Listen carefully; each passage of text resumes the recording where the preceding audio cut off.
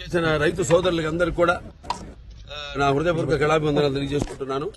ఇక ముందు మనకి ఇక్కడ హిందూపూర్లో ఎటువంటి యొక్క విద్యుత్ సమస్య రాకుండా, అలాగే ఈ లో వోల్టేజ్ ఏదైతే సమస్య ఉందో దాన్ని అధిగమించడానికని ఇవాళ ఇక్కడ మొత్తం ఇప్పటికీ ఒక 4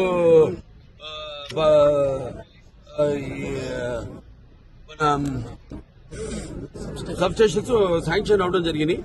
4 అంటే ముందు 20 సంవత్సరాలు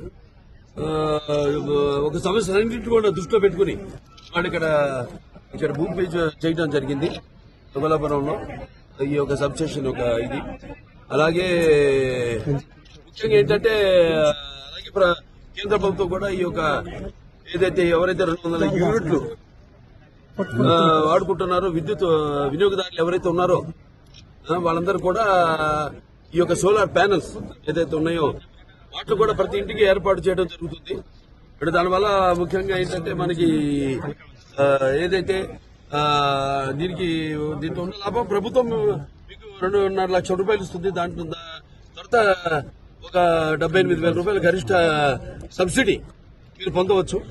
అలాగే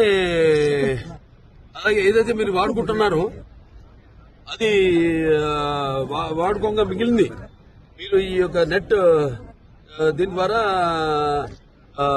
తిరిగి ఎవరైతే సంస్థ ఉందో ఆ సంస్థకు మీరు తిరిగిచ్చి మీరు కూడా లాభం పొందొచ్చు. అందులో అంటే సుమారుగా ఒక ₹2.09 తిరిగి మీరు పొందొచ్చు ఒక్కొక్క యూనిట్కి. సో ఇలా ఎన్నో కార్యక్రమాలతో ముందు ఇంకా ఎంతో అభివృద్ధి అంటే పరిశ్రమలు రావడానికి వీటికి, అలాగే ఇక్కడ ఎటువంటి షార్ట్ సర్క్యూట్లు ఇవన్నీ కూడా జరగకుండా వాటిని నియంత్రించడానికని ఇక్కడ సబ్స్టేషన్స్ ఇవే కాకుండా నేను చెప్పాను ఇక ముందు భవిష్యత్తులో ఒక 20 సంవత్సరాలు ముందు కూడా సమస్యలన్నింటినీ కూడా అభివృద్ధిని కూడా దృష్టిలో పెట్టుకుని ఇంకో 10 సబ్స్టేషన్స్ మనం తొందరలో ఇక్కడ ప్రారంభించబోతున్నాం చెప్పడానికి ఎంతో ఆనందంగా ఉంది.